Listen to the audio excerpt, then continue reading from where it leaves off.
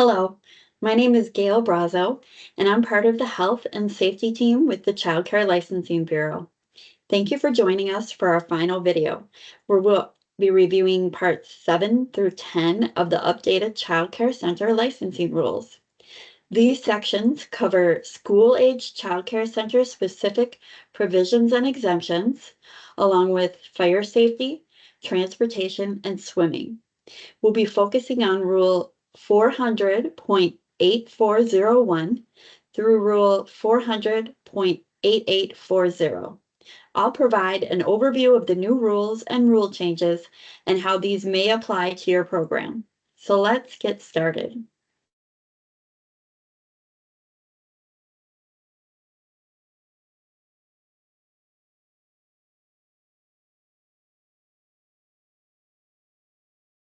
All right. We're starting off in Section 7, looking at school-age child care center specific provisions and exemptions. For the first rule, it's Rule 8401, and it's a new rule. It states, school-age child care centers shall follow all regulations contained in this document, except the rules in Table 2 and the rules in Table 3 if the following criteria are met. First, we're going to look at Table 2. These are the rules that school-age child care centers are exempt from. Rule 8134 regarding sleeping equipment, Rule 8210 regarding lead teacher qualifications, Rule 8216 subrules 2A and B regarding shaken baby and safe sleep training, Rule 8219 regarding sleeping, Rule 8274 regarding primary care, and Rule 8770 regarding time limitation in transit. School-age child care centers are exempt from all these rules, largely because of the age of children that they serve. These rules are not applicable to older children. Now we're going to look at Table 3, which also lists some possible rule exemptions for school-age child care centers, as long as the criteria that are listed next to the rule are met. So the first rule is 8125, subrule 10A and B regarding the playground inspection. If the school-age child care center operates in a school building approved by the Department of Education, and if the licensee informs parents in writing at the time of enrollment that the center plans to use a public school's outdoor play area and equipment that do not comply with subrule 10 of this rule, then the school-age child care center would be exempt from this rule. Rule 8158, subrules 2 and 3, regarding ramps, barriers, and doors propped open. If the school-age child care center operates in a school building, they would be exempt from these rules. Rule 8161, subrules 8 and 9, regarding the lead risk assessment. If the school-age child care center operates in a school building, they would be exempt from these rules. Moving on, Rule 8501 through Rule 8565, this is the fire safety section of the rules. If the school-age center is established and operated by an intermediate school board, the board of a local school district, the board or governing body of a state-approved non-public school, or by an individual or entity with whom a school contracts for services, and is located in a school building that is approved by the state fire marshal or other similar authority for school purposes, then they would be exempt from this rule. Rule 8271, subrule 10D, regarding media exceeding 2 hours.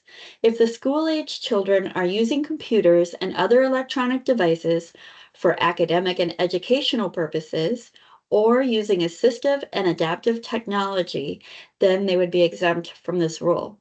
And finally, Rules 8701, 8710, subrules 1 and 2, 8720, 8730, 8740, And 8750, this is the transportation section. If a school-age childcare center uses school transportation only, they would be exempt from these rules. Moving on and talking about school-age program administrators. Rule 8410.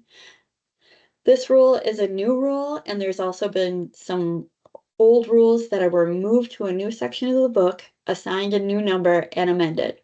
So first we're looking at Subrule 1, which states, before hiring a new school-age program administrator, a licensee or licensee designee shall submit the credentials of the proposed program administrator to the department for review and approval in the manner prescribed by the department. Subrule 2 was just amended in order to use the new staffing language. So it was updated to say school age program administrators rather than directors are responsible for the general management of the center, including the following minimum responsibilities. So the responsibilities that are listed and the rest of the rule did not change, just that staffing terminology of school age program administrators. Looking at school-age multi-site program administrators, Rule 8410, also given a new rule number and amended. We're looking at Subrule 3. A program administrator can oversee multiple sites if all of the following are met. A, the program administrator is immediately available for not less than 3 sessions during 30 consecutive open days within the center.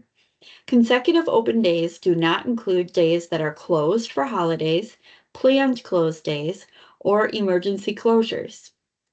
B, written documentation of program administrator visits, including dates and times, are maintained. And C, a site administrator is appointed when the program administrator is not on the premises.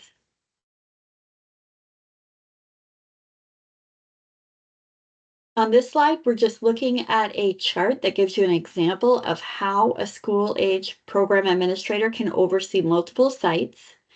We have counted out the 30 calendar days, the consecutive calendar days, and as you can see, we're not including Saturdays and Sundays in this example because they are planned closed days, which don't count for your consecutive 30 days. In this example, we have the site administrator visiting site 1 on days 1, 2, and 3, site 2 on days 4, 5, and 6, and continuing on in the same fashion. You'll see that in this example, the site administrator is able to oversee 10 sites, and they can comfortably complete 4 or 3 sessions for each site within the consecutive 30 days. Your example might look different depending on what your program looks like. There might be programs that have longer hours and require a longer session for the program administrator. And then there might be some that are shorter and require a shorter session. So that would help depend on how many sites a site administrator could oversee. And also in this example, the program administrator visited the sites consecutively. So in the first 3 days, they went to one site, in the second 3 days, they went to another. The site administrator may choose to visit a little more spread out. They might visit the first site during week 1, 3, and 4, and so on, as long as they do 3 sessions within the 30 consecutive days and meet that standard. Looking at school-age program administrator qualifications, Rule 8410, Subrule 7 states the department shall be notified when a substitute program administrator is appointed. Subrule 9, the program administrator shall have all of the following qualifications: be not less than 21 years of age, have a high school diploma or GED, and have not less than 2 semester hours or 3 CEUs in child care administration within 6 months of hire. So once they are hired, they do have 6 months in order to complete the 2 semester hours or 3 CEUs in child care administration. Now we're going to be viewing some charts that show different examples of how experience and education can meet in order to meet the qualifications for a school-age program administrator. In the first example, a minimum of 1 year of experience, then education must equal 6 semester hours, 9 CEUs, or a combination to equal 90 clock hours of coursework in child care administration, early childhood education, child development, youth development, or a child-related field. Up to 30 hours of My Registry training may be used in order to meet these requirements, and they must work for a program that participates in Great Start to Quality. In the second example, with a minimum of 6 months of experience, their education must equal a valid Child Development Associate credential, a Montessori credential, a Michigan Youth Development Associate certificate or credential, or an associate degree in any field of study. And they must work for a center that participates in Great Start to Quality. And finally, with an associate's degree or higher in any field of study, they must have training that would equal 3 hours of My Registry approved training in each of the following areas. So 3 hours for program management, 3 hours for observation, documentation, and assessment, and 3 hours for teaching and learning. And they must also have 6 hours of My Registry approved training in any of the following areas. So it could be any combination of these topics to equal 6 hours. Interactions and guidance, challenging behaviors, and trauma-informed practices. Rule 8419 regarding school-age child care center site administrator qualifications. We're looking at Subrule 1. These are new rules. A site administrator shall be present at the center during all hours of operation when the program administrator overseeing multiple sites is not on the premises. And Subrule 2, site administrators are responsible for the daily operation and implementation of the site program, supervision of the site staff, and overall care and supervision of children.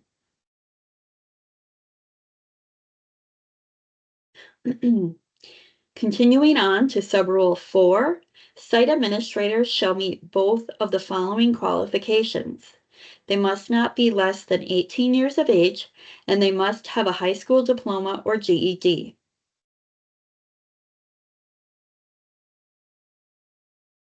And again, we have some charts to help us see how the combination of an experience and education can work to meet the qualifications. So this first example, with a minimum of 6 months of experience, they must have 6 semester hours, 9 CEUs, or a combination to equal 90 clock hours of coursework in child care administration, early childhood education, child development, youth development, or a child-related field. Up to 30 hours of training from My Registry may be used in order to meet these requirements, and they must work for a center that participates in Great Start to Quality. In the next example, with a minimum of 3 months of experience, they must have a valid Child Development Associate credential, Montessori credential, Michigan Youth Development Certificate or credential, or an associate degree in a child-related field, and work for a center that participates in Great Start to Quality. And finally, in the last example, with an associate degree or higher in any field of study, they must have 15 clock hours of school-age training. For our last rule, looking at school-age childcare centers, we're going to talk about the use of large space. So Rule 8430 is a new rule, and it states, for school-age childcare centers located in a large space, such as a cafeteria, gymnasium, or multi-purpose room, groups can be combined if childcare staff member to child ratios and group sizes are maintained. Program staff and unsupervised volunteers are well positioned throughout the room, and interest areas are set up. All right, now we're going to move on. We've completed part 7. We're going to go into part 8, which is fire safety, part 9, which is transportation, and part 10, swimming. Starting off with fire safety, this first slide lets us know that many of the rules in this section have replaced the word shall with the word must. Shall expresses a strong assertion or intention, whereas must means that we are obliged to. So a lot of the rules replaced the word shall with must, just to make it more clear that we must meet these guidelines in order to be following the rule. An example of this would be Rule 8505, Subrule I. This is the definition of a fire alarm, and it means a device used to alert the occupants of the building of fire or smoke conditions. The device must be audible in all parts of the building used as a center.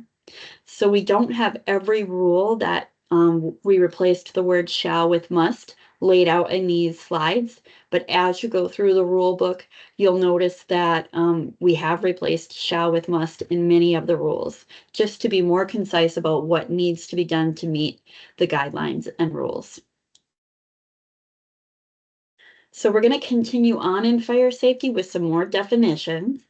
Rule 8505 Subrule B defines a childcare room, which means a space or area bounded by any obstruction to egress of any height that at any time encloses more than 80% of the perimeter of the space or area and is occupied by children.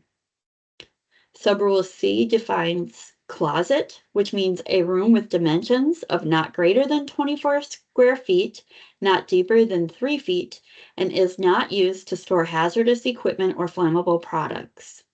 And finally, Subrule G, existing license center, was just amended, and it means a center that was licensed on or before December 7th, 2006, and whose license continues uninterrupted.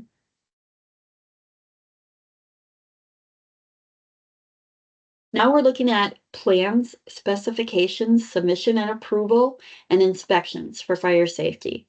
Rule 8510, Subrule 1 was amended. It states a complete set of plans and specifications of any proposed center or proposed addition, alteration, or remodeling to an existing center must be submitted to the department for review and approval. If the total cost of the project is $25,000 or more, including labor and materials, then the plans must bear the seal of a registered architect or engineer.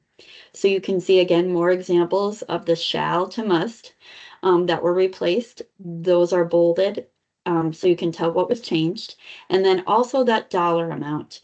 It has been brought up from $15,000 to $25,000. So now it has to be $25,000 or more, including labor and materials, before you must bear the seal of a registered architect or engineer on your plans. Continuing on with plans and specifications, Rule 8510, Subrule 4 was also amended.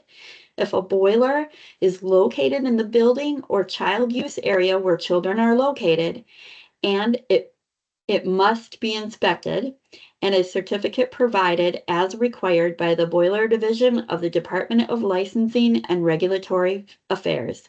So if a boiler is located in the building or child use area where children are located, then you must have it inspected and provide a certificate of the inspection as required by the Department of Licensing and Regulatory Affairs.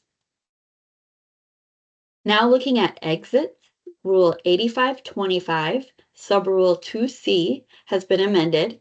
Buildings with a complete fire suppression system may increase their travel distances by 50 feet if the fire suppression system plan is submitted and approved by the Bureau of Fire Safety.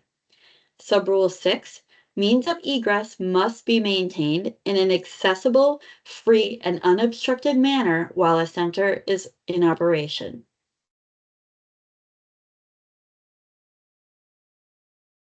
Hazard areas, Rule 8530, Subrule 2 was also amended. If a kitchen with fuel-fired appliance cooking equipment exposes a required means of egress or child use area, it must be separated from the remainder of the building with minimum 1 hour fire-resistive construction, including a minimum of 45-minute rated fire door assemblies in all common openings. Kitchens having fuel-fired appliance cooking equipment protected by an approved automatic kitchen hood suppression system are exempt from this requirement. B-labeled doors are accessible. So what was amended about this was the fuel-fired appliance rather than commercial appliance. Again, to just keep it clear that it's fuel-fired appliances and not electric. Continuing on with hazard areas, Rule 8530, Subrule 17 is a brand new rule. And this was brought in to accommodate children or staff who may require the use of oxygen. Subrule 17, when oxygen is needed for a child in care, all of the following must apply. 1, the center shall not store more than a day's worth of oxygen on the premises and only when a child is in attendance.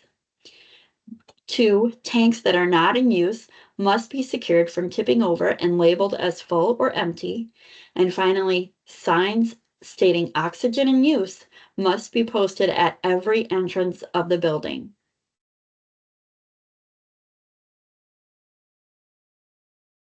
Looking at fire alarms, Subrule 85 or Rule 8535, Subrule 1 has been amended. In centers with 4 child-occupied rooms or less, excluding bathrooms, and 60 or less children, a fire evacuation method, either electrical or manual, must be installed, with a separate and distinct notice sounding throughout the center. So you can see that bolded wording was brought in for clarification.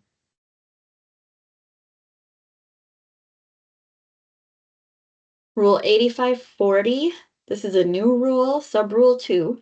Centers in buildings equipped with a fire alarm system shall have system smoke alarms installed in accordance with Subrule 1 of this rule that are connected to and monitored by the fire alarm system. Subrule 5, other detector installation and arrangements approved before the adoption of these rules may remain in service. Now we are looking at transportation, and this specific rule looks at time limitation on child transit. It's Rule 8770, and it has been amended. It states for children under school age, transportation routes must be planned so that a child is not in the motor vehicle longer than 1.5 continuous hours. So again, that shall to must was changed out. And then the time limit was brought up from 1 hour. The previous rule stated the routes cannot be longer than 1 hour for children. And now they cannot be on the bus for longer than 1.5 hours. And the final rule that has been amended is Rule 8840 regarding swimming activities. Subrule 3, the water at the public or private beach must not be used if determined unsafe by the local health department. So determined was just clarified. It was changed from deemed unsafe.